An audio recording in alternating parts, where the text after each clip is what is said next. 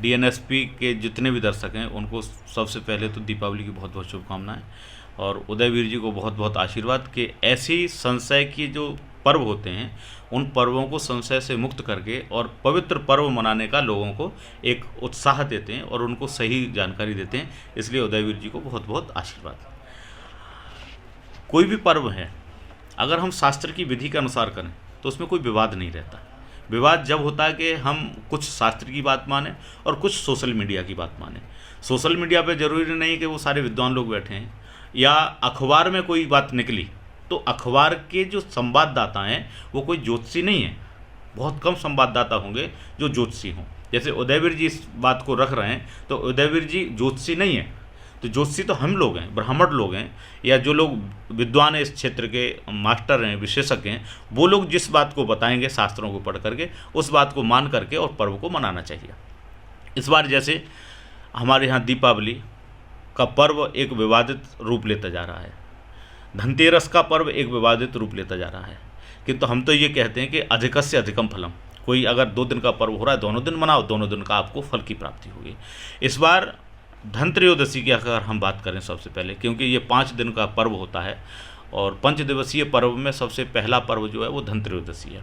धनत्रयोदशी पर्व इस बार हमारे यहाँ जो सर्वसम्मति से मनाया जा रहा है, इसमें भी 2 तरीके होते हैं।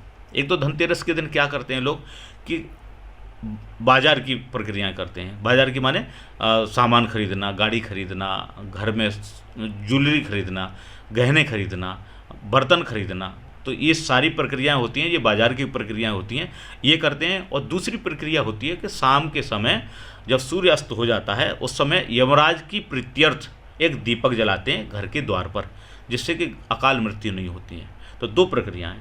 तो जो लोग दीपक जला करके पूजा करते हैं भगवान की, या धन्वंतरी भगवान की, जो वैद्यराज थे, आयुर्वेद के प्रवर्तक थे, अगर उनकी पूजा लोग करते हैं तो वो पूजा तो केवल शनिवार की शाम को करनी चाहिए, सूर्यास्त के समय, माने 18:02 तक द्वादशी तिथि रहेगी, उसके बाद त्रयोदशी तिथि लग जाएगी शनिवार को।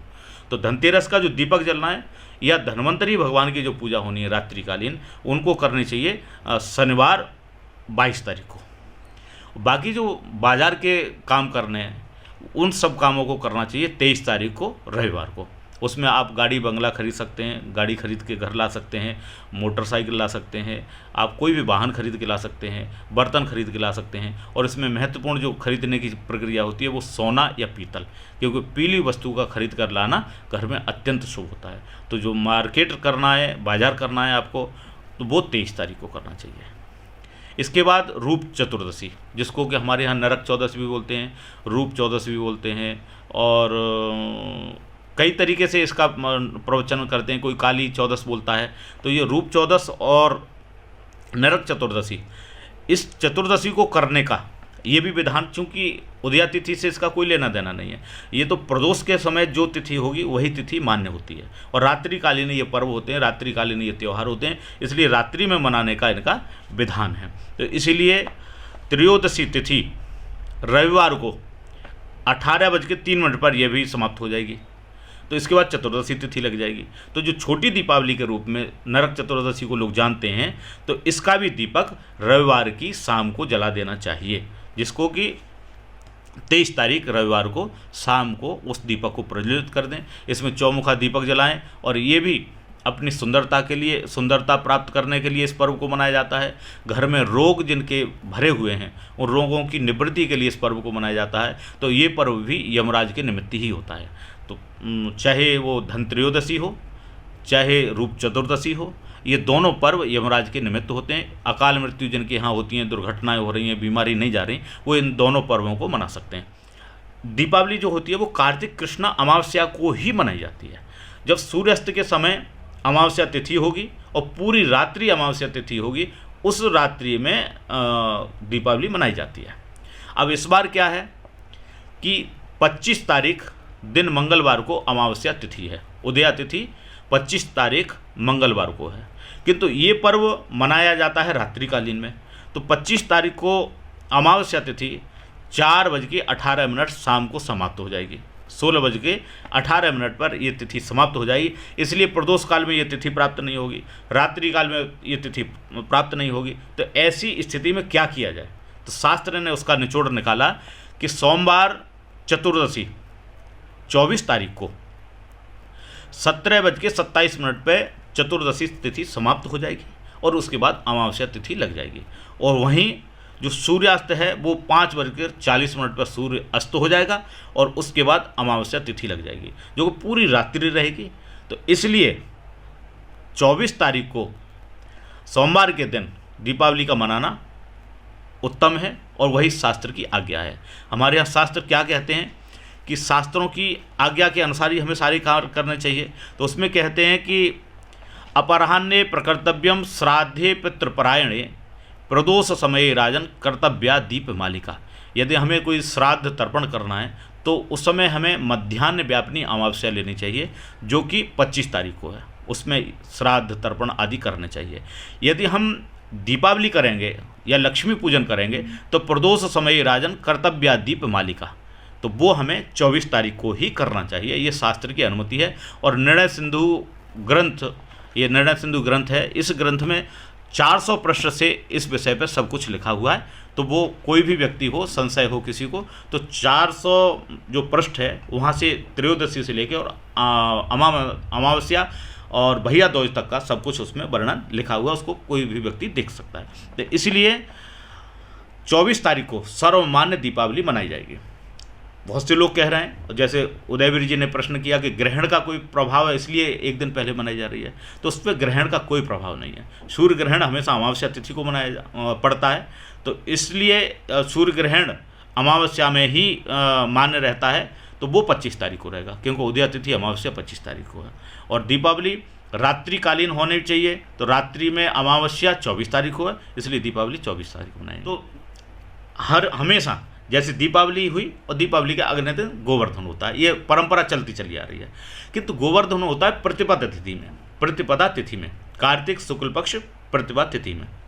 इस बार क्या है कि दीपावली मनाई जा रही है चतुर्दशी की रात्रि दिन और अमावस्या की रात्रि।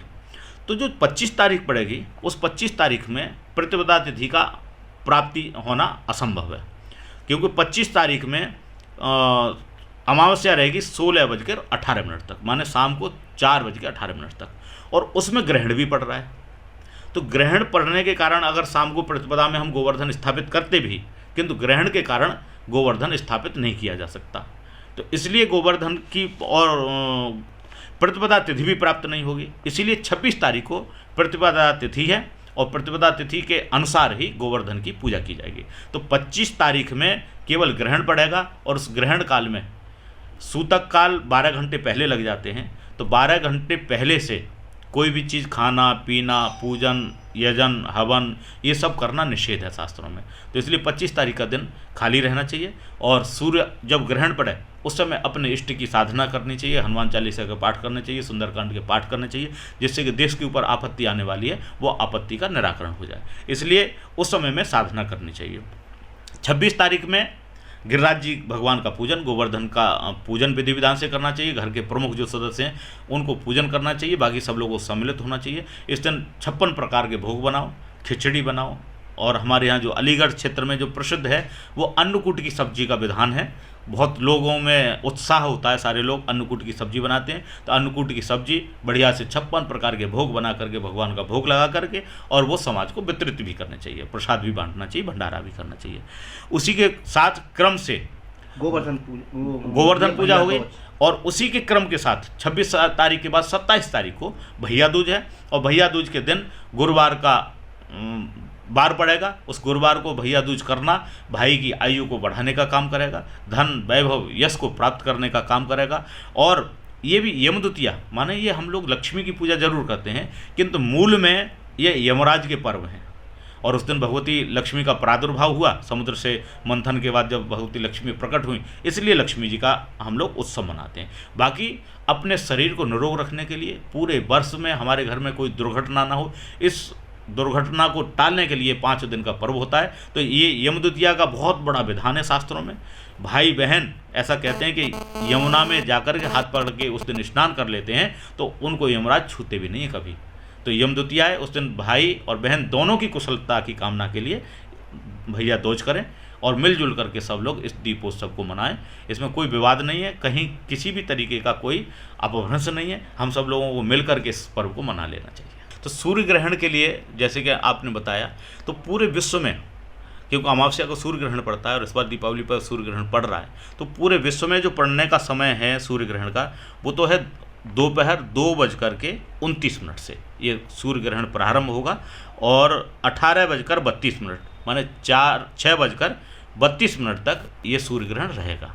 ये तो पूरे विश्व का हो गया और इसी से 12 घंटे पहले सूतक लग जाते हैं। किंतु अलीगढ़ का समय, क्योंकि हर शहर का अपना अपना एक अलग अलग होता है, तो हम लोगों को चूँकि ये डीएनएसपी उदयवीर सिंह हमारे अलीगढ़ मंडल के सभी लोगों के लिए दिखा रहे हैं, तो अलीगढ़ का जो समय रहेगा वो ग्रहण पड़ने का वो रहेगा 16:32, माने 4:32 से ये शुरुआत होगी और 17:40 तक ये रहेगा, माने 5:40 तक ये ग्रहण रहेगा। इस बीच में हम लोगों को पूजा उपासनाएं करनी चाहिए और इससे 12 घंटे पहले, माने 16:32 से 12 घंटा पहले सुबह के 4:32 से इसमें सूतक लग जाएंगे और सूतक काल में हमें न तो भगवान की पूजा करनी चाहिए, न हमें भोजन करना चाहिए, क्योंकि संक्रमण का ये दौर होता है। तो सूतक काल में भोजन से भी बचें, पानी पीने से भी बचें, भगवान की उपासना से भी बचें और ग्रहण काल में उपासनाएं जरूर करें। तो अगर ग्रहण काल में हम लोगों ने कोई एक माला गायत्री कर ली तो उसका मतलब उसका पुरस्चरण का फल प्राप्त होता है।